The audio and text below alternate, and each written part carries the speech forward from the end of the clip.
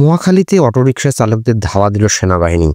রাজধানীর মহাখালীতে সকাল থেকে সড়ক অবরোধ করে জনদুর্ভোগ সৃষ্টি করেছেন অটোরিকশা চালকরা। তারা রেল লাইনে বসে পড়ায় বন্ধ রয়েছে ট্রেন চলাচল। এই অবস্থায় তাদের সরিয়ে দিতে ধাওয়া দিয়েছেন সেনাবাহিনীর সদস্যরা। বৃহস্পতিবার 21শে নভেম্বর দুপুরে মহাখালীর রেল ক্রসিং এলাকায় অটোরিকশা চালকদের ধাওয়া দেওয়া হয়। সরেজমিনে দেখা যায় অটোরিকশা চালকরা মহাখালী রেল ক্রসিং এলাকায় অবস্থান নিয়ে আন্দোলন করছেন। তাদের অবস্থানের কারণে তীব্র যানজট লেগে জনগণের ভোগান্তির সৃষ্টি হয়েছে। তাদের সড়ক থেকে সরে যেতে বললে তারা উল্টো পুলিশকে লক্ষ্য করে ইট পাটকেল ছোড়ে। এ অবস্থায় তাদের সেখান থেকে সরিয়ে দিতে সেনাবাহিনীর সদস্যরা ধাওয়া দেন।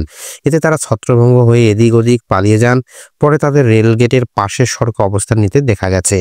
সকাল থেকে আগারগাঁও, কল্যাণপুর, গাবতলী, টেকনিক্যাল, মহাখালী, মোহাম্মদপুর, পল্লবী, ডেমরা এলাকায় অটোরিকশা চালকরা সড়ক বন্ধ করে দেন। সড়ক অবরোধ করে তারা আন্দোলন করেছেন। গত 19শে নভেম্বর ঢাকা মহানগর এলাকায় 3 দিনের মধ্যে ব্যাটারি চালিত রিকশা চলাচল বন্ধের নির্দেশ দেন হাইকোর্ট। একই সঙ্গে ব্যাটারি চালিত রিকশা চলাচল বন্ধে কর্তৃপক্ষের নিষ্ক্রিয়তা কেন বেআইনি হবে না তা জানতে চেয়ে রুল জারি করেন আদালত। আদালতের ওই নির্দেশনার পরের দিন বুধবার রাজধানীর দয়াগঞ্জ মোড়ে সড়ক অবরোধ করে বিক্ষোভ করেন রিকশা চালকরা।